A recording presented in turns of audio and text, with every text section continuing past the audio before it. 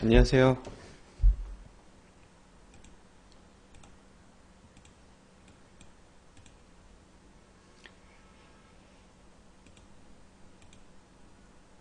안녕하십니까. 이제 음악을 틀으려고 했는데 음악이 세팅이 제 컴맹이 아닌데 어렵네요. 목소리는 어떻게 적당하게 들리시나요?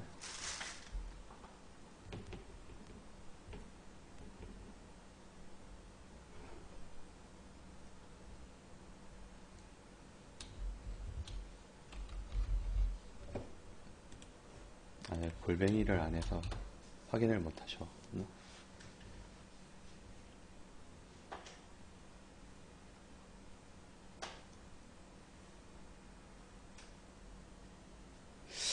그래도 좀 나중에 들어오시는 분들은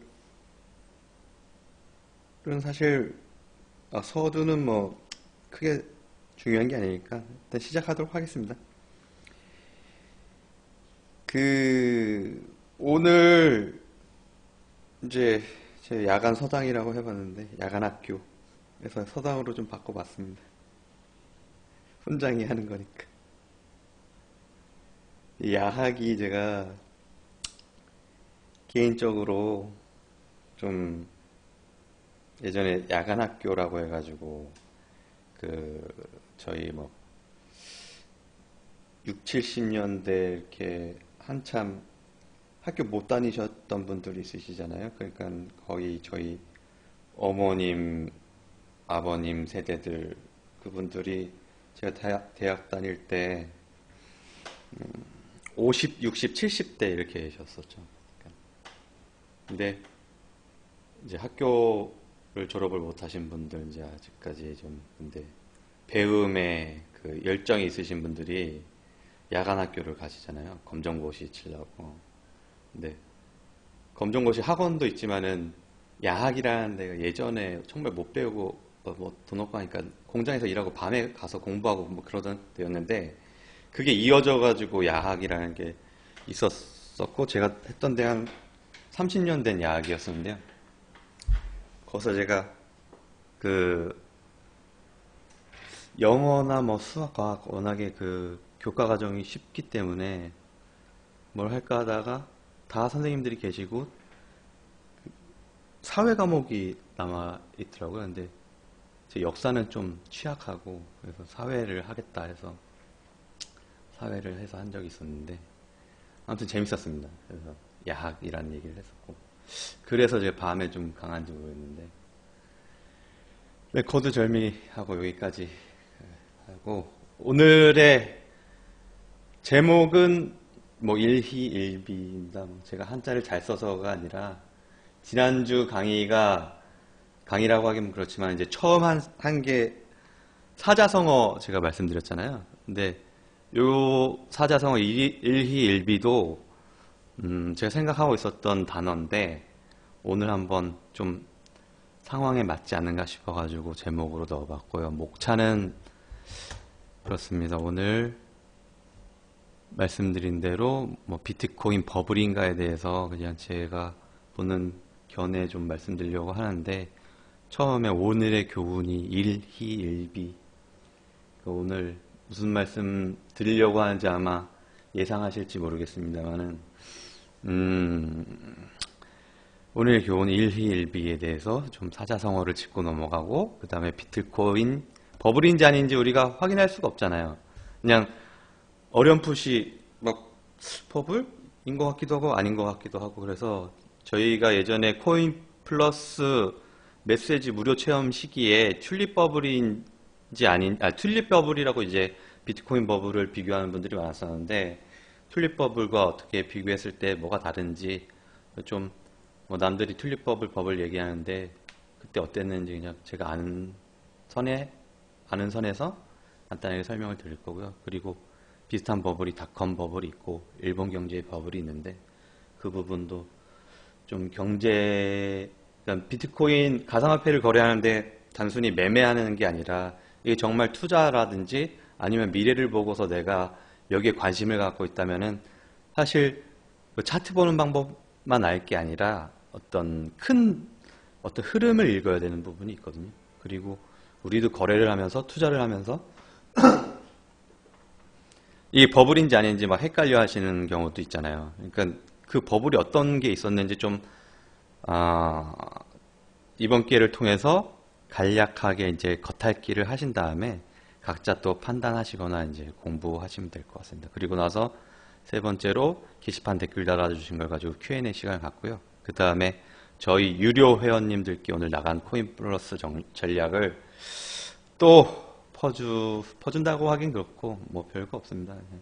유료 회원님들 돈 내고 우리 받은 건데 또 퍼주냐 이렇게 말씀하실 수도 있겠는데 양해의 말씀 부탁드리겠습니다. 자, 오늘의 교훈 일희일비입니다. 이게 기뻤다가 슬펐다가 그때 이제 뭐 좋을쯤 왔다 우울쯤 왔다 하는 거죠. 코인 하시면서 이제 순간순간 닥쳐오는 상황에 감정이 변화하는 모습. 이렇게 순간적으로 좋아했다 슬퍼했다 하다가는 오래 못 삽니다. 이게 네이버 검색했더니 오래 못 삽니다 라고 나오더라고요. 그래서 재밌어서 빨간색으로 굵게 쳤습니다. 오래 못 사십니다. 그런 생각 안 드시나요? 아, 코인 내가 계속하고 이거 밤에 잠도 못 자고 눈만 뜨면 자다 깨면은 몇 시인지 확인하는 게 아니라 비트코인 얼마인지 확인해야 되는 것 같고 네, 오래 못 살 것 같다는 생각 안 하시네. 채팅을 안 하시니까 반응을 모르겠네. 어디든 그냥 채팅 남겨주십시오. 그러면 제가 거기에 이게 라이브지 않습니까? 라이브 좋은 점이 뭡니까? 이제 커뮤니케이션 그때그때 바로바로 하는 게 좋은 거기 때문에 그 맨 아랫줄도 본래 인생이란 게 좋은 일과 나쁜 일이 번갈아 일어나는 것이니까 말이죠. 이 네이버에 있었던 내용인데요. 제가 거기다 인생 뒤에다 코인판을 놨습니다. 본래 코인판이라는 게 급등과 급락이 번갈아 일어나는 것이니까 말이죠. 이거 웃겨야 되는데. 키키키키. 채팅창에 키키키키 안 뜨네요. 아, 저 이거 하면서 웃길 거라 생각했는데. 코인판을 멀리 보면 지금의 급등이 마음 놓을 수도 없고 지금의 급락에 연연해야 할 필요도 없겠습니다.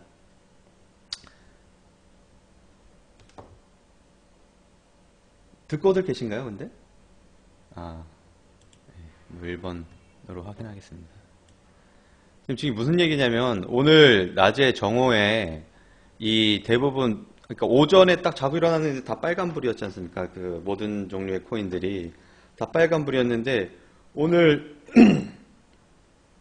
정오가 좀 지나가지고 갑자기 저는 그 시기에 이더리움 클래식 차트를 보고 있었거든요. 아, 이제 좀 한번 나올 때가 됐는데 하고 보고 있었는데 이게 조금씩 떨어지더니 제 기억으로는 뭐 정확하게 기억 안 나지만 이더리움이 제일 먼저 반응하지 않았나 싶거든요.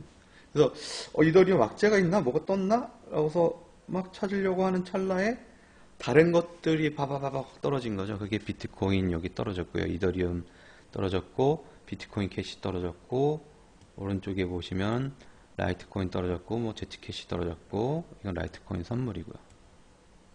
이렇게 다 떨어졌다가 어느 정도 파란 데까지 올라간 게 아니기 때문에 다들 완전히 그 급락 이전으로 하진 않았지만 일종의 횡보 후 기존에 가던 길 가지 않을까 이렇게 판단이 되는데요. 이게 왜 제가 이 얘기를 드리냐? 오늘 이 떨어지면서 하면서 그 파신 분들 있지 않으세요?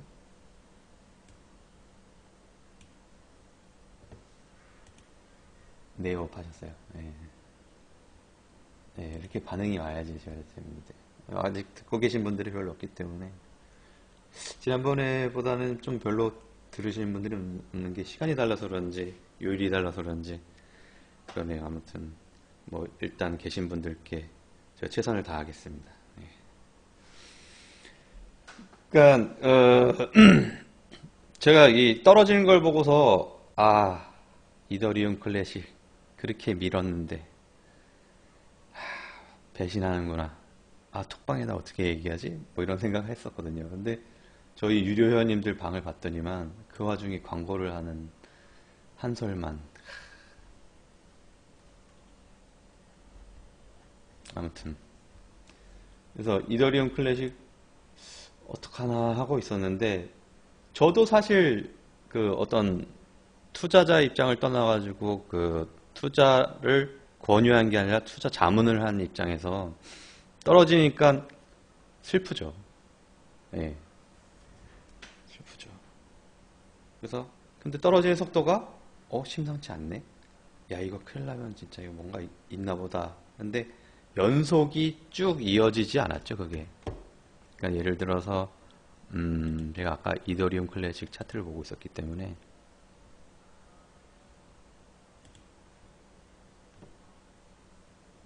예, 이더리움 클래식 차트 이게 5분봉인데요. 이상하다 싶으면은 5분봉으로도 보고 10분봉으로도 보고, 제가 15분봉 정도 보고 있었을 겁니다, 아마. 근데 음봉 딱 뜨고 한 번 더 흘러내리고 이상하다 싶어가지고 5분봉 또 보면서 어라? 근데 이게 너무 빨리 떨어지는 거는 사실 이 설명을 들려야 되나? 뭔가 이유가 있는 거죠. 이유가 당연히 있는 거죠. 이거를 뭐 세력이 갑자기 털었다라고 하기도 좀 그렇고. 왜냐? 모든 그 전 코인들이 다 떨어졌기 때문에. 근데 이렇게 너무 빨리 떨어지는 것들은 5분봉을 보게 되면 장대 음봉이 이렇게 긴 음봉이 이렇게 나와요. 긴 음봉이 나오지만 이걸 만약에 1시간 봉으로 본다. 그러면 어떻게 되냐면요. 이게 꼬리가 생겨요. 밑꼬리가.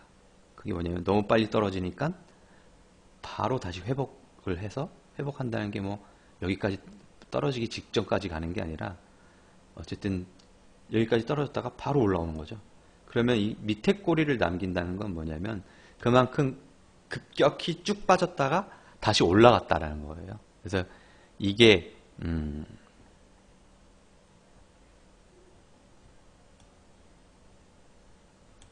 1시간 봉이죠. 1시간 봉인데 밑에 꼬리가 막 생겼지 않습니까?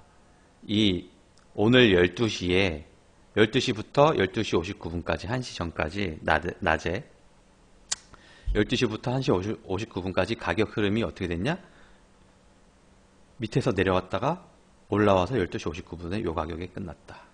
이렇게 보시면 되세요. 캔들 차트 보는 방법은 인터넷으로 더 찾아보시고요. 그러니까 이 떨어지는 걸 보고서 하고서 다 터진 거죠. 근데 사실 어떻게 보면 그게 현명할 수도 있는 건데 손해가 났다면, 손실이 났다면, 그러니까 내가 조금 더 참고서 기다리고 있었으면 그렇게 안 떨어지는 건데, 뭐 조금 더 참고 있었다면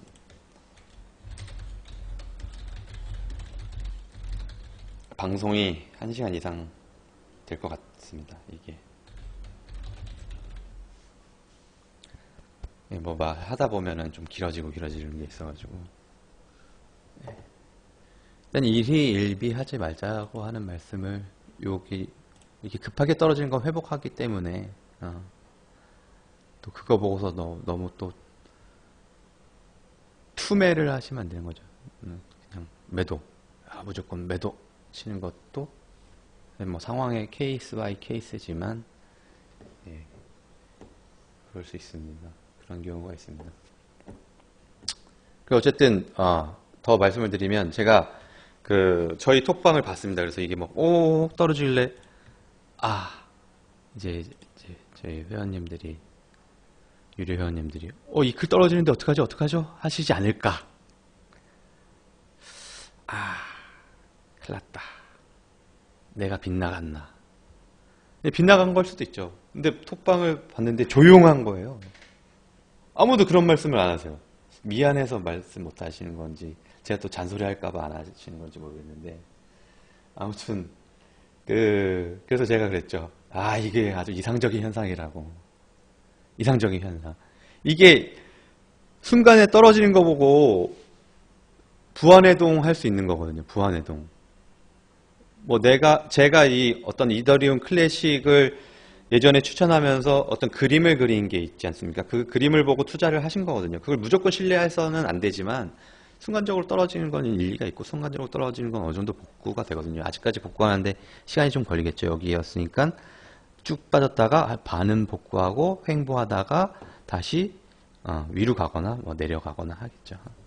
그런데 이걸 딱 보고서 야 떨어진다 해가지고 무조건 팔았으면 여기서 파셨으면 지금 네, 어깨에 있다가 무릎에 팔고 지금은 허리에 와 있는 거죠. 네. 일희일비 오늘의 교훈은 일희일비고요. 좀 빨리 진행하겠습니다. 너무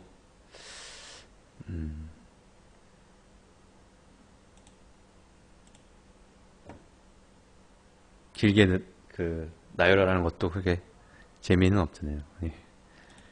그 비트코인 버블인가 이 부분은 버블인가 제가 톡방에다가 그 유진투자증권에서 나온 애널리스트 보고서 보여드린 적이 있는데 요 그림이 있을 겁니다. 요 그림 저희 카페에도 있어요. 튤립 버블 뭐 비트코인 버블인가라는 게시판 글을 찾아보시면 이게 있는데 물론 이제 게시판 접근 권한이 있기 때문에 다 보실 수는 없고요. 저도 이 그림을 찾아가지고 하는데 뭐 튤립 버블이다 아니다 라고 하는 논란이 많았기 때문에 저도 이걸 찾아봤었죠. 예전에 그 글을 쓰기 전에 게시판에 코인 플러스에 이제 메시지 발송하는 내용을 쓰기 전에 찾아봐가지고 튤립 버블이 언제 있었고 그 뭐 책을 뭐 뒤진 거 아니고 논문을 뒤진 건 아니고요. 찾아봤더니만은 인터넷에서 위키디피아인가요? 거기에 찾아봤더니 설명이 있는데 사실 너무 오래된 얘기라서 이게 400년 전 맞죠? 400년이 안 됐죠? 한 380년 전인데 380년 전 자료가 380년 전이면 우리나라 조선시대인데 예, 조선시대의 자료가 지금 자세하게 나와 있는 게 우리나라도 물론 있긴 있지만은 뭐 조선왕조실록 뭐 이런 거 있잖아요. 근데 이 별로 없어요.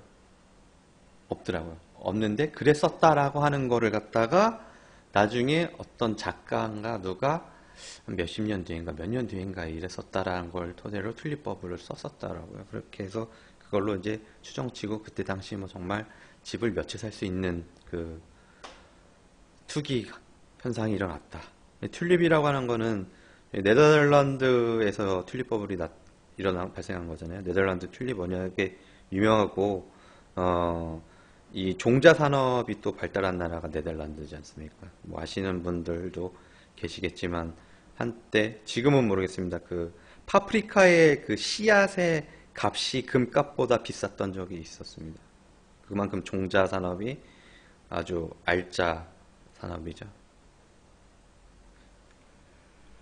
파프리카가 어떻게 금보다 비싸라고 하실 수 있겠는데요. 인터넷 검색해 보시죠. 그 뉴스 막 돌고 그랬습니다.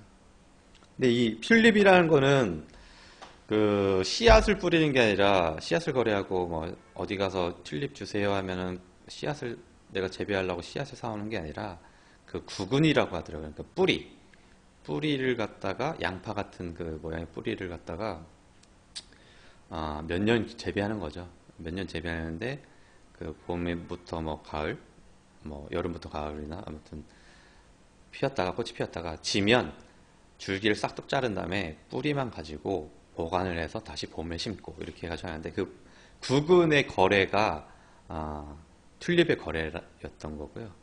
그게 뭐 사람들한테 어떤 투자 상품으로 어느 순간인가 각광을 받으면서 36년 겨울 12월 달에 뭐 예를 들어서 25원이었던 게 갑자기 11월 뭐 노벰버? 네, 11월 12일 날 이랬던 게 12일 만에 13일 만에 2주 만에 한 4배가 떴네요. 그러고 나서 1월, 12월 1일, 12월 12일 이렇게 쭉 가더니만 그 다음 해에 봄 2월 3일 빡빡빡. 네, 이게 왜 그러냐면 이 튤립을 갖다가 또 그때 당시 이때 막 한참 할 때는 실제 구근을 거래한 게 아니라 내가 너한테 튤립을 샀다. 얼마에 예를 들어서 얘가 여기에서 11월 25일 날 100원에 산 사람이 그 구근을 받은 게 아니라 100원에 산 계약서를 들고 또 거래를 했다라고 하더라고요. 그 선물 거래처럼 물건을 미리 받은 게 아니라 내 물건은 나중에 줄 테니 응? 계약서 이거 보이지? 물건 나중에 줄게. 돈부터 내. 돈 받고 계약서 주고 그러면서 물건은 뭐 나중에 갈 거야. 뭐 그때는 물건을 줄지 안 줄지는 몰랐겠지만 뭐 믿음이 갔으니까 거래를 했겠죠. 그렇게 해서 올랐던 게 봄이 되니까 갑자기 실제적으로 튤립을 그 당시에는 어떻게 보면은 그 돈 많은 사람들이 관상용으로 좀 아, 키우던 화초, 뭐 꽃 정도 생각이 되는데 그때 싸진 않았을 겁니다. 이게 원래. 그런데 그렇게 겨울에 어떻게 이게 갑자기 붐이 돼가지고 비싸게 팔리더니만 봄이 됐는데 봄이 실제로 이제 그 구근을 사다가 꽃을 피우려고 심으려고 할 거 아닙니까? 근데 이때 가서 실제 소유자, 실제 그 소비자, 꽃을 좋아해서, 튤립을 좋아해서 그 구근을 심어가지고 뭐 심으려고 했던 사람들이 너무 비싸니까 못 산 거죠. 안 사는 거죠. 안 사. 그거 뭐하러 그만큼 집을 바꿔가지고 뭐하러 꽃을 내가 해. 그래서 5월 1일 날 다시 돌아왔다. 이게 튤립법. 알고 계셨던 부분 들어보셨죠?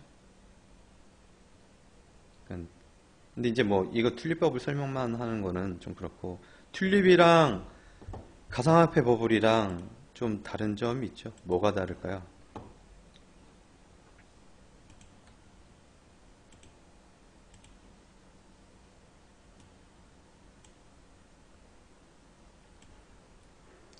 튤립 버블과 가상화폐 버블과 다른 점이 있다면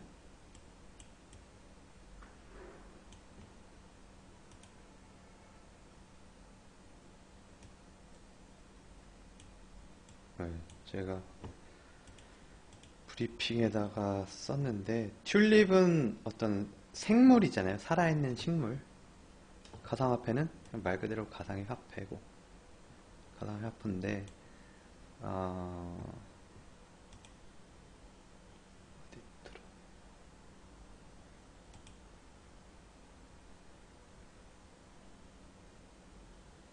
다른 점은 뭐냐면요. 또 다른 점은 튤립은 네덜란드에서만 내에서 막 국한된 지역에서만 버블이 일어난 거죠. 국한된. 그게 뭐가 다르냐? 지금 만약에 가상화폐 비트코인을 한국에서만 거래한다면 어떨까요? 버블이. 미국 애들, 일본 애들, 뭐 중국 사람들 다 거래를 안 했다면 그 버블이 더 쉽게 꺼지겠죠. 어느 순간에. 외부의 충격, 쇼크 한번 빡 받으면 다 꺼지겠죠. 근데 지금은 이 가상화폐는 전 세계 모든 사람들이 거래에 참여하고 있죠. 이때 당시 네덜란드 사람들만 거래했다라고 하는 게 뭐냐면 그 일화가 있더라고요. 저도 좀 읽어봤는데 이 네덜란드에서 이렇게 비싸게 막 사고 팔릴 때 어떤 한 사람이 튤립 그 구근을 양파 모양이지 않습니까? 집에다 놔뒀는데 프랑스에서 어떤 그 식물학자인지 무슨 누가 놀러 와가지고 이거 뭐냐 양파가 뭐냐 해가지고 이렇게 쪼개가지고 봤대요. 그걸 다 분해가지고. 근데 그 집사람 그 집주인이 그 친구겠죠. 뭐 아는 사람 지인이겠죠. 그 프랑스인을 고소를 했다고 합니다. 그때 당시 집 몇 채와 바꿀 만한 그 튤립을 아주 낱낱이 분해를 해서 예, 봤다고 하니까 그 말인즉 뭐 일부 외국의 뭐 영국의 뭐 누구라든지 뭐 프랑스의 누구라든지 이런 사람들이 네덜란드랑 가까우면 벨기에 사람들이라든지 음, 소문 듣고서 재빠른 사람들은 투자했을지 모르겠습니다만은 그 튤립 자체가 그 당시에 제 뭐 전체적인 시장 환경을 모르겠지만은 그렇게 막 모든 전 세계에서 모든 사람들이 선호하는 그런 상품은 아니었던 거죠.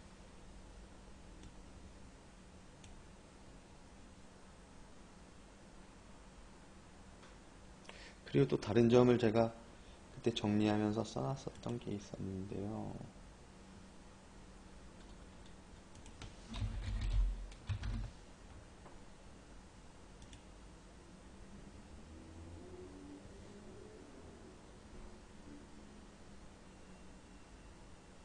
네덜란드의 지정학적 특성이 다른 점. 예. 그렇죠. 튤립은 서브프라임 모기지론과 공통점이 있다기보다도 제가 그때 썼던 글 중에 하나가 그 다음으로 바로 넘어가겠습니다. 튤립 버블 여기까지만 하고요. 예. 닷컴 버블입니다. 저는 이제 닷컴 버블하고 유사하다고 봅니다. 제가 예전에 코인플러스 보내드린 거 무료 체험하셨을 때 아마 받아보신 분들 저희가 보내드린 거 다 읽어보셨는지 모르겠습니다만 지금 생각해서 보면은 어쨌든 그때 썼던 것들을 이렇게 오늘 말씀드릴 수 있다는 거는 그래도 뭐 나쁘지 않은 내용이었나라는 생각이 들고요. 닷컴 버블은 뭐냐면 90년대 후반이죠. 제가 딱 한참 대학 입학할 때쯤이었는데 우리 닷컴 그러니까 인터넷 비즈니스를 하는 기업들이 모두 아이고 바로 계좌를 보여드렸네. 인터넷 기업을 하는 모든 기업 닷컴을 붙인 그런 모든 회사들이 그냥 막 몸값이 엄청나게 올라가던 때가 있었습니다. 그때 99년 후반이고요. 그거를 차트를 보면요. 코스닥. 이제 코스닥이라고 하는 건 예전에 그때 벤처 회사들이 많이 이제 거래소에 상장이 됐을 때 코스닥이라고 코스피가 아닌 코스닥이라고 벤처 기업들이 상장되던 지수죠. 코스닥 지수. 벤처 기업들만 모아놓고 여기가 99년 11월. 현재의 코스닥 지수가 인덱스가 789예요. 789인데 99년 당시 최고점이 2000년 2월이네요. 2000년 2월 2925. 지금의 4배. 가 넘죠. 이걸 뭐 8이라고 치면 4배가 넘는 때가 있었습니다. 그 전에 이렇게 쭉 올랐던 거죠. 이렇게 올랐던 거죠. 물론 이제 한 번에 안 오르죠. 이렇게 뭔가 이 엘리엇 파동 막 이런 파동 말 얘기 들어보셨잖아요. 이렇게 오르니까. 근데 그 반면에 코스피 지수는 그 시점이 어땠냐? 음.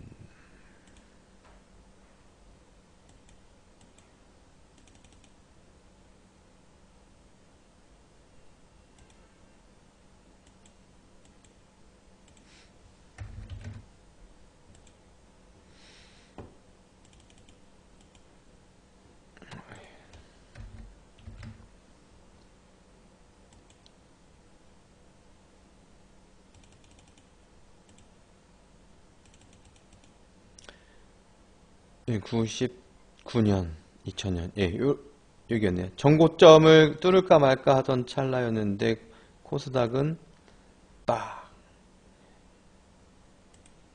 근데 그때 당시보다 지금 그때 당시 1000 정도였는데요. 종합주가지수가 코스피 지수가 1000이었는데 지금 2500이니까 정확히 2.5배가 된 거죠. 그런데 코스닥은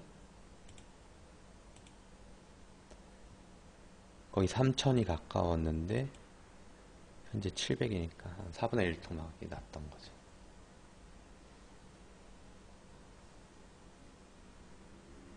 이게 왜 가상화폐 버블이 코스닥 버블과 비슷하냐? 그러니까 이 닷컴 회사들이 굉장히 많이 막 난립을 했어요. 우후죽순 그냥 상장만 하면 그냥 막 몇 배 가고 그 중에 뭐 무슨 기술이 있다. 그래서 어떤 기술이 어느 정도 좀 인정을 받을 것 같다라고 하면은 진짜 막 10배씩 뜨고 막 그랬었거든요. 그 중에 이제 그러다가 한 2, 3년 뒤에 상폐된 종목이 있는데요. 그게 뭐냐면 예전에 기억하실지 모르겠지만 인터넷으로 전화를 할 수 있는 게 있었습니다. 기술이. 지금은 뭐 당연한 기술이고 많이 있죠. 뭐 스카이프라든지 그렇고 지금은 뭐 인터넷 전화도 필요 없고 카톡으로 다 하시죠. 영상까지 다 하시고 SNS로. 그때 당시 인터넷 선을 연결을 해서 전화를 할 수 있는 다이얼 패드라고 하는 그 프로그램이 있었는데요. 그게 아마 세롬 기술인가? 세롬텔레콤? 세롬 기술? 그 회사가 막 진짜 막 몇십 배 뜨다가 상폐가 됐습니다. 가상화폐랑 그래 어떻게 연관을 짓느냐? 지금 가상화폐들 많지 않습니까? 다들 뭐 상장만 하면 막 몇십 배씩 뜨고 막 몇만 배씩 뜨고 그러잖아요. 근데 그 중에 세롬 기술 같은 가상화폐가 나올 수 있다는 거죠. 그러면 다 망했냐? 아니죠. 뭐가 있습니까, 여러분? NHN 엔터테인먼트. 그러니까 네이버라는 거, 다음이라는 거. 지금은 주식에서는 다음이라고 치면 안 나오고요. 대경기계 카카오라고 나오죠. 회사명을 카카오로 바뀌었기 때문에. 99년. 여기까지 갔었네요, 그래도. 28만원. 쭉쭉쭉쭉. 살아남았지 않습니까? 네이버도 살아남았고. 근데 이거는 이제 상장할 때부터의 그 가격 표시이기 때문에 사실 이게 지금 옛날에 높았을 때보다 반토막이네 라고 보실 게 아니고요. 그렇게 보시면 안 되고 예전에 상장하기 전에 어떤 뭐랄까 장외 주식의 가격을 보면 상장 전에 장외 주식의 가격을 보면 사례를 제가 말씀드리면 제가 아는 분이 예전에 네이버랑 뭐 어디 그 게임 회사 웬만한 게임 회사 한국에 잘 나간다는 유명한 게임 회사 근무하시다가 해외 게임 회사 몇 군데 근무하시고 하셨던 분이 말씀해 주시기를 네이버에 있던 내 직장 동료는 그때 받았던 그 우리사주 회사 직원들에게 나눠주는 그 주식 네이버 주식을 가지고 웬만한 사람들은 다 팔아먹었는데 나도 팔아먹었는데 그걸 들고 있어가지고 자산이 100억 이상이다. 마이크 조금 더 잘 안 들리시나요?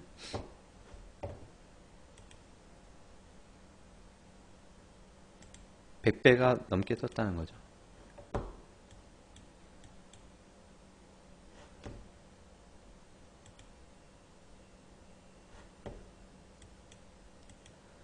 그게 이제 버블이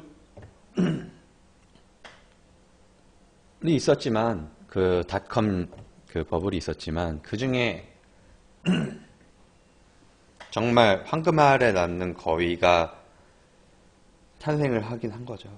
여기 저희 코인 시장에서도 그렇게 봅니다. 제가 닷컴 버블과는 좀 유사하다라고 보는데 이 여러 개의 코인 중에서도 분명히 그런 코인이 있을 거고요. 이미 황금알을 낳은 게 많죠. 거기 그 초창기에 시작하셔가지고 하셨으면 황금알을 낳으신 분들이 많고 뭐 이게 길어지는 것 같으니까 닷컴 버블과 좀 유사하지 않을까.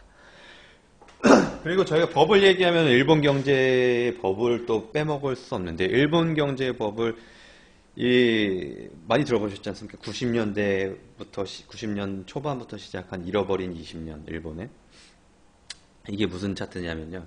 일본의 종합 주가 지수 니케이의 차트입니다. 니케이. 여기가 언제냐면요.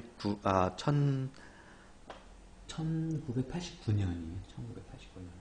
지금 니케이 지수가 2만이 돌파했는데요. 이게 거의 몇십 년 만이죠. 근데 예전에 얼마였다? 4만. 니케이 지수가 4만이었다. 지금의 더블이었다면서요. 이게 무슨 얘기냐면요. 이 주가 지수는 주식시장에 그 상장되어 있는 주식들의 평균 가격이라고 보시면 되는데요. 이거를 시작할 때 100으로 보면 100에서 현재 2만, 그러니까 뭐 2000배가 떴다라고 그런 거죠. 그런 2000배가 됐다라고 그런 거죠. 근데 그게 시작이 일본은 기준이 얼마인지 모르겠습니다. 우리나라 코스피는 1980년? 네, 그걸 기준으로 하는 걸로 알고 있는데 여기는 4만이니까 니케이 지수가 4000배가 됐다는 소리죠. 89년에. 조금 더 자세히 보면요.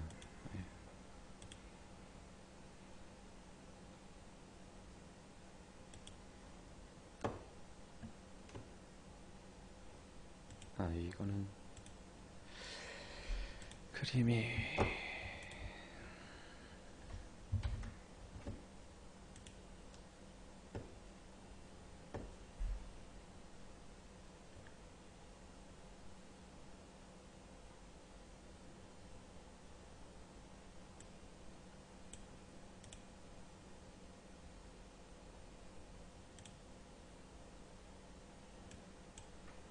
일본 그 니케이 지수를 지금 한 달 기준으로 봉으로 본 거고요. 여기가 정확하게 89년 12월 1일 한 몇 년 사이에 85년부터 한 5년 사이에 한 4배 가까이 갔다가 반으로 내려오는데 한 6개월 조금 더 걸렸네요. 여기가 80년 8월이니까. 그리고 그 후로 잃어버린 20년, 2003년까지 바닥을 찍으면서 여기를 잃어버린 20년이라고 일본 애들이 얘기를 하죠. 이 버블이 꺼진 거죠, 이게. 실제 이것도 실화를 말씀을 드리면, 인터넷에 보면은 일본 경제 버블 얘기하면서 막 많더라고요. 집값이 당시 한화 100억 정도 했다. 도쿄 집값이. 이렇게 얘기가 있거든요. 100억. 지금하고 환율이 완전히 다르죠, 그때는. 한국 돈으로 100억. 일본 도쿄의 집값. 근데 그게 틀린 말이 아닌 게, 그때 지금 한 4분의 1토막? 반토막 이상 났기 때문에 도쿄 집값 한 2, 30억 하거든요. 좋은데. 우리나라도 2, 30억 하지 않습니까? 그러니까 그거를 제가 실제 경험한 일본 그 친구들한테 얘기를 들으면, 제 또래들은 잘 모르고 아버님 또래들이 하시는 말씀이, 회사 출퇴근할 때 아침에 그냥 무조건 택시 타고 갔대요. 택시 타고 출퇴근했대요. 그게 무슨 얘기냐면, 일본에서 지금 택시 타려면 기본 요금이 한 6, 7천 원 할 겁니다. 엔화 600엔, 700엔 정도. 6, 7천 원 할 건데, 요즘에 이제 일본도 워낙에 그 교통비 물가가 비싸니까 택시 회사들이 기본 요금을 낮추기 위해서 기본 거리를 좀 줄여가지고 한 500엔 하는 데도 있고요. 회사마다 400엔대 전략을 내세우는 데도 있긴 있는데, 6, 7천 원, 기본 요금 6, 7천 원 낸다고 보시면 되시는데, 그걸 타고 회사를 간다. 10분, 20분 간다. 그러면 만엔, 2만엔 만엔 이상은 나오거든요. 2, 30분 타면. 30분 타면은 2, 3만엔 나오죠. 2만엔? 네. 만엔 이상. 어쨌든 10만원 나오거든요. 10분 가면 한 4, 5천 엔, 그러니까 4, 5만원 나오겠네요. 정확하게 시간 대비 계산을 안 해봐서. 경험상으로는 그렇게 됩니다. 근데 그거를 택시를 마구 잡아서 타고 다녔다는 거죠. 회식 끝나고 택시 잡으려고 따블 주고 막 그랬던 때가 일본 경제의 그 버블의 최고치 이때였다고 합니다. 그걸 볼 수 있는 게 집값. 집값이 80년에 한 65원이었다면 한 4배 가까이 3배 이상 오른 90년 1년 초반 이만큼 올랐다가 그 이후로 그냥 주구장창 내렸다는 거죠. 주구장창. 일본 사람들은 그래서 집을 투자의 목적으로 절대 생각하지 않습니다. 20년 동안 그런 생각이 머릿속에 바뀌었어요. 사놓으면 새로 지어도 새로 사도 신축을 사도 집값은 무조건 내려간다. 근데 최근에 제가 이거 최근 거 찾으려고 2010년 거까지 찾은 게 최근 건데, 요게 이제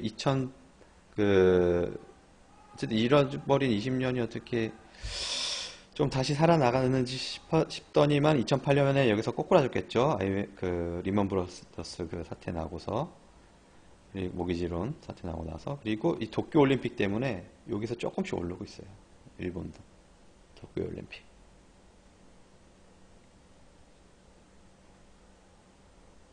근데 확실한 건 뭐냐면, 그 올랐다고 하는 게 일본에서도 그 도쿄라든지 아니면 대도시에서만 올랐지, 저기 외곽의 중소도시 인구 10만, 20만, 30만 하는 데는 처참합니다. 공동화 현상이 일어나고 있어요.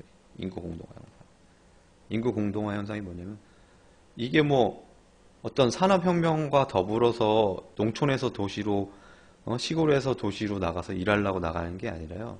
고령화에다가 젊은 사람들 없고 하니까 옛날에 집들 막 지어놓고 그 지방에 가면 일본 지방에 가면은 옛날에 버블 시대의 그 전유물들이 상당히 많아요. 그냥 으리으리하게 지은 거면 다 뭐든지 호텔이건 무슨 수련원이건 뭐 무슨 회관이건 어떤 게 그런데 그런 것들이 지금 관리도 안 하고 잡초가 막 무성한 건물들이 엄청 많습니다.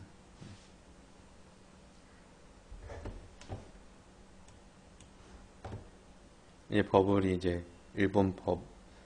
네, 법을 설명하면서 이제 경제 부분을 좀 말씀드리다 보니까 그렇게 됐는데 이것도 좀 재미있는 곳이 있어요. 찾다 보니까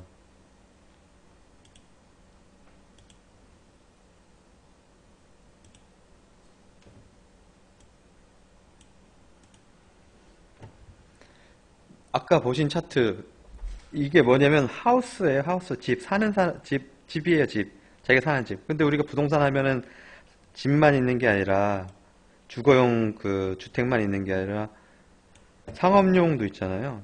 상업용이 여기 뒤에 나오더라고요. 봤는데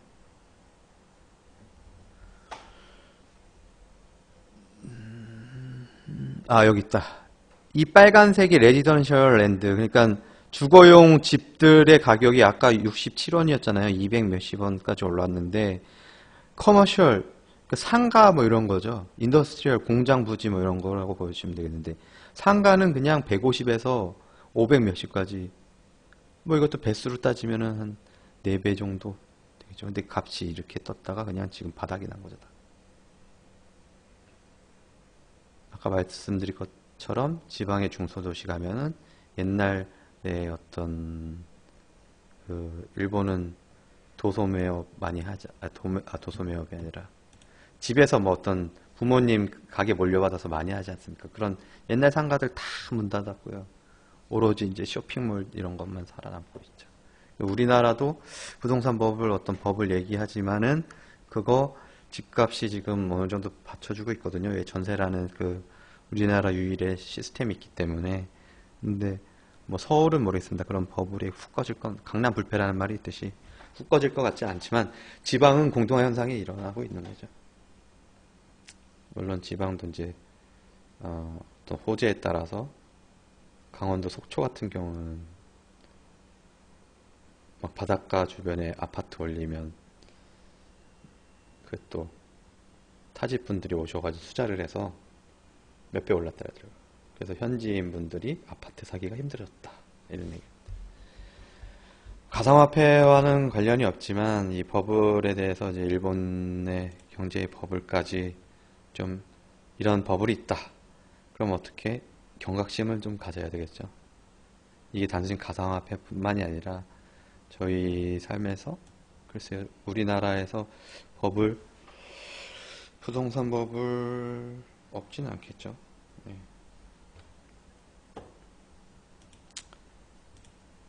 그 유진투자증권 보고서에 아까 튤립 그 그림하고 그 옆에 나란히 있었던 게 지금 이 차트거든요. 튤립 요 그림 옆에 나란히 있었던 게 버블 차트. 버블 차트 이게 어떻게 버블이 가느냐 진행 단계를 이제 나타낸 건데요. 제가 이거를 왜 이거 버블을 좀 많은 시간을 할애해가지고 설명을 드리냐면은 저희가 이걸 투자하면서 버블이라는 생각을 전혀 눈꼽만큼도 의심 안 하는 게 아니지 않습니까? 그래? 비트코인? 옛날에 그 가격이었어? 이더리움? 옛날에 사람들 그렇게 많이 수익을 냈어? 근데 그런데도 계속 오르네? 근데 그렇게 올랐다라고 했을 때 좀 들어가도 되나 했는데 이미 하는 사람들이 잘 수익 냈다는 사람들이 있고 몇 배 났다는 사람들이 있으니까 따라 들어오신 거잖아요.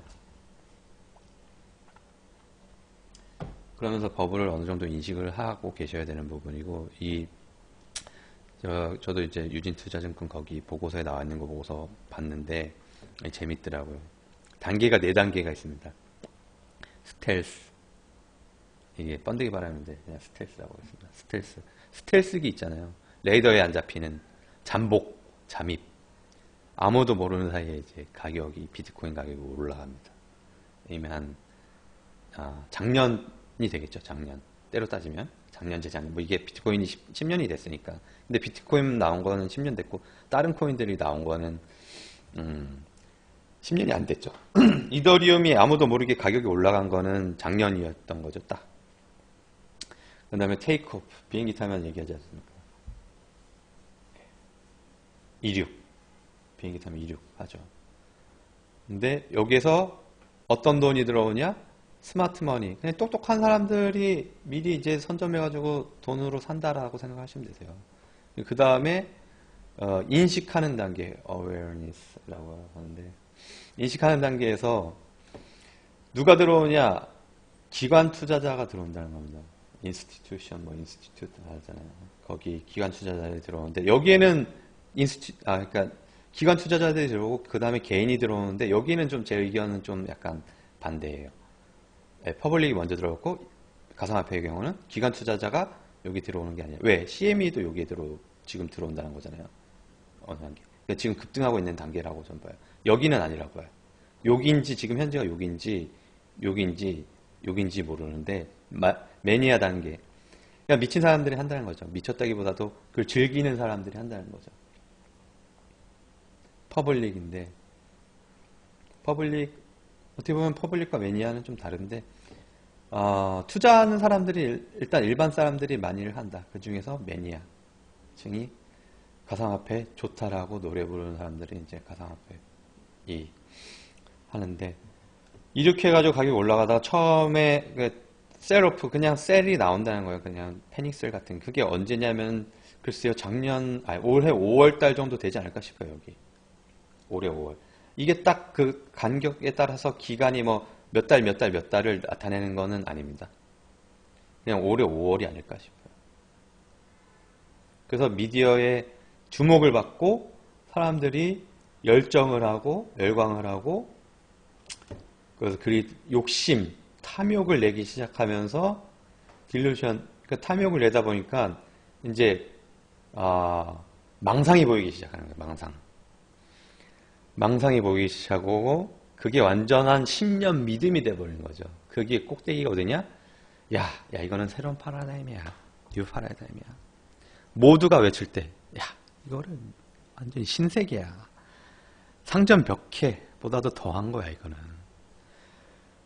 그 시기가 이제 버블의 정점이라고 분석한 거예요. 어떤 전문가가, 외국의 전문가가.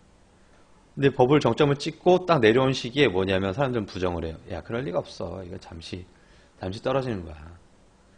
불트랩. 이 트랩, 이게, 뭐라 해야 되나. 뭐지? 우리 토끼 같은 거 잡을 때 쥐덫 같은, 덫을 놓는다 그러잖아요.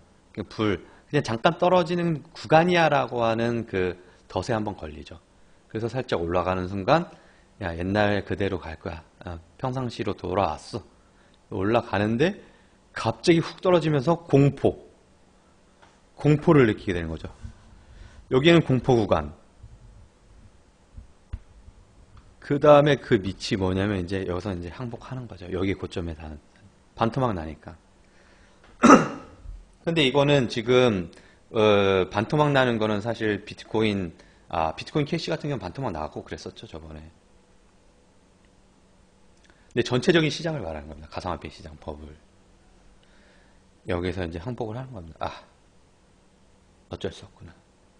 기억 물렸구나. 도구 물렸구나. 그 밑에 가가지고 이제 절망을 합니다. 절망을 하고 모두가 손을 놓은 순간 제가격으로 돌아옵니다. 평균. 이게 버블을 설명하는 건데요. 지금 제 의견이 지금 우리 가격이 여기다 말씀을 못 드리는데, 만불 갈 거는 예상을 하지만, 글쎄요, 2만 불 갈 거는 장담을 바로 못 할 것 같아요. 예전부터 5만 불 간다, 이런 얘기는 있는데, 5천만 원이 갈 거다, 2억이 갈 거다, 이런 얘기는 있는데, 그거는 과정이 이 매니아 국면이 얼마나 넓게 펼쳐지느냐에 따라 다르지 않을까 싶습니다. 그러니까 우리가 해야 할 일은 이 과정에서 투자를 통해서 물론 여기서 1년이 걸릴지 2년이 걸릴지 3년이 걸릴지 모르지만 투자를 통해서 수익을 내거나 아니면 매매, 거래를 통해서 올라가고 내려가는 과정에서 잘 팔고 잘 사고 해가지고 수익을 내거나 해야 될 거죠. 우리가 할 일이.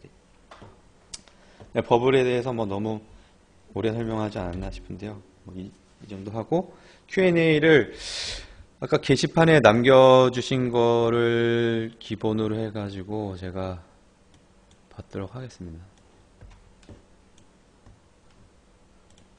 받는 게 아니라 답변을 드리도록 하겠습니다.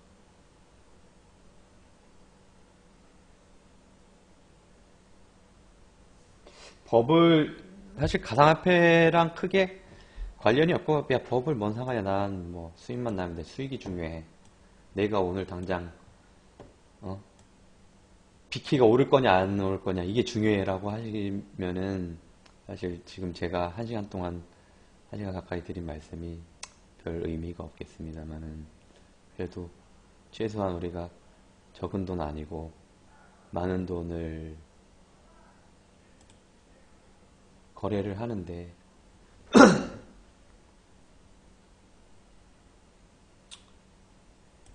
좀 시장에 대한 눈을 좀 익혀가면서 이러한 저러한 케이스 있다는 걸 봐가면서 거래를 하셔야 되겠죠. 생각하시면서 여러 가지 경우의 수를 초보들을 위한 매수가 매도가의 질문 지난 방송 보시면요 사실 확인할 수 있는 게 지지선 저항선 말씀을 드렸거든요.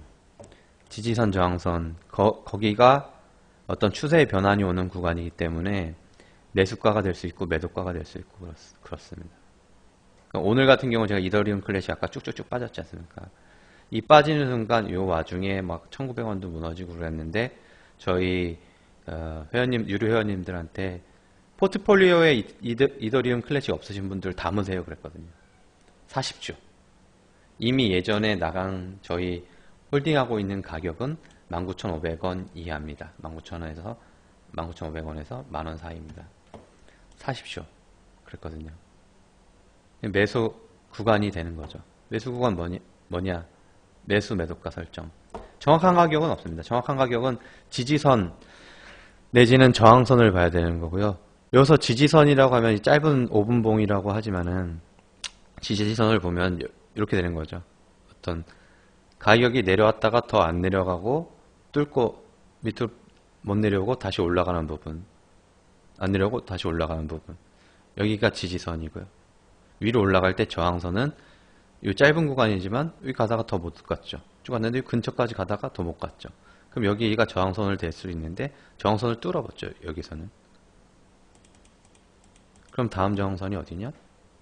그 다음에 좀 높았던 부분, 그 중에서 좀 호가가 가격이 그 가격대에 많이 머물렀던 구간, 대략 뭐 여기쯤 되겠죠. 요 구간 25,000원에서 24,000원 정도. 그럼 만약에 매도 보유하고 계신 분이다, 매도를 그냥 여기서 잡으실 수 있으세요. 네. 들어가실 분 신규 매수 그냥 여기만 본다면, 단타로 본다면 사실 지금 들어가는 거 되죠. 2만원 밑에서 들어가면 500원 뛰기라고 얘기하죠. 단타쟁이들 좋아하는 그거를 사실 수익을 낼 수도 있는데, 지금 같은 경우는 위험한 게, 저희는 이제 뭐 단타를 안 하지만 사실 단타가 위험한 부분이 여기 들었다가 다시 여기로 아래로 내려올 수 있지 않습니까? 네. 18,000. 그래서 매수 매도가는 보통 저항선 지지선 요것들을 활용해서, 그 외에도 뭐 차트 보조지표 이용해 가지고 하는 것들도 있고 여러 가지가 있는데요. 이거는 계속 보셔야 돼요. 어디서 만약에 단타 픽이든 무슨 픽을 줬다라면 그 가격에 어떤 차트상으로 그 가격을 연결했을 때 그 가격대에 만나는 지점이 얼마나 많은가에 따라서 여기가 왜 매수 가격이고 여기가 왜 매도 가격이냐, 이런 것들을 확인하실 수 있는 거죠. 익혀서 몸으로 익히셔야지 이거를 뭐 딱 바로 어떤 기술 하나로 그 가격을 딱 잡아내는 건 어렵고요. 코인 개수 늘리기. 비법은요, 그렇죠. 잘 팔고 잘 사는 거죠. 그걸 매수 타이밍 잘 잡고 매도 타이밍 잘 잡는 건데, 매수 매도별 확인하는 방법, 추세선, 지지선. 아까 말씀드렸고, 지난 방송에도 있었기 때문에, 넘어가도록 하고, 차트 읽는 법, 볼륨과 MACD. 그 영향이요, 사실 차트의 보조 지표는 그냥 말 그대로 보조입니다. 이게 뭐 딱 맞다가 아니고 차트도 사실 딱 맞지가 않기 때문에 과거의 흐름을 가지고 그 미래를 예측하는 건데, 미래는 과거의 흐름으로 절대 100% 예측할 수가 없고요. 다만 과거의 흐름에서 어떠한 패턴이 동일하게 반복이 되면 그런 패턴이 또 반복될 수 있을 것이다 라는 예측을 하는 거거든요. 그러면 그 과정에서 여기 MACD가 보이시면 이더리움 클래식 2시간 봉이시고요. 이렇게 MACD가 올라갔는데 올라갔어요. 그렇죠. 그런데 여기서도 올라갔다고 그 가격이 무조건 올라간 거 아니고 지금보다 높은 거 아니고, 다시 이렇게 보겠습니다. MACD가 비슷한 수준까지 올랐는데 여기 가격이 지금 MACD가 여기보다 높은 게 아니잖아요. 이게 0을 기준으로 위에 있으면, 위로 가고 있으면 얘가 위로 가고 있으면 오를 것이다 예상을 하는 건데, 이건 그때 가격을 기록한 거예요. 앞으로의 가격을 무조건 예상하는 게 아니고, 따라서 MACD를 만약에 보셨는데 지금 요 단계다. 얘가 곡선으로 다시 꺾여가지고 자꾸 내려올 수도 있고 올라갈 수도 있고 이렇게 예상을 해야 되는데, 이건 사실 예상이 어려운 부분이에요. 여기서도 보시면 지금 이 가격에 MACD가 올라갈 듯 하지만 다시 내려오네? 다시 0으로 가가지고 마이너스로 가는 거 아니야? 그랬더니만 내려가는 척 하다 다시 쭉 올라가 버려요. 그러다 갑자기 확 떨어져요.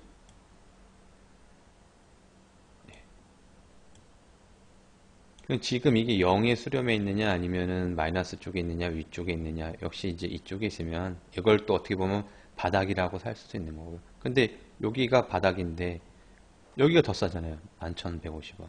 어떤 시세 전환, 시세의 흐름을 예측하는 보조지표로 보시는데, 개인적으로는 MACD보다는 어떤 추세선을 그냥 그리는 게 더 맞지 않을까 싶네요. 그 다음 포트 짜는 전략이요. 이거 딴 거 없습니다. 그냥 계란 한 바구니에 담지 않고, 계란을 담을 때도 계란을 여러 바구니에 나눠서 담는데, 여러 바구니에 나눠서 담고 가능한 바구니가 많으면 좋겠죠. 즉 코인을 한두 가지, 두 개를 산다고 하면은 내 돈을 바구니 두 개에다 담는 거고요. 네 개를 산다고 하면 내 돈을 바구니 네 개에다 나눠 담는 거죠. 나눠 담는 건데, 내 돈을 담을 때도 예를 들어서 1,000만 원이 있다. 그러면 1,000만 원을 나눠 담는데 250만 원, 250만 원, 250, 4개를 나눠 담을 게 아니라 비트코인에 250만 원치 내가 담을 건데, 지금 가격이 평소보다 좀 낮으니까 담을 때 처음에 50만 원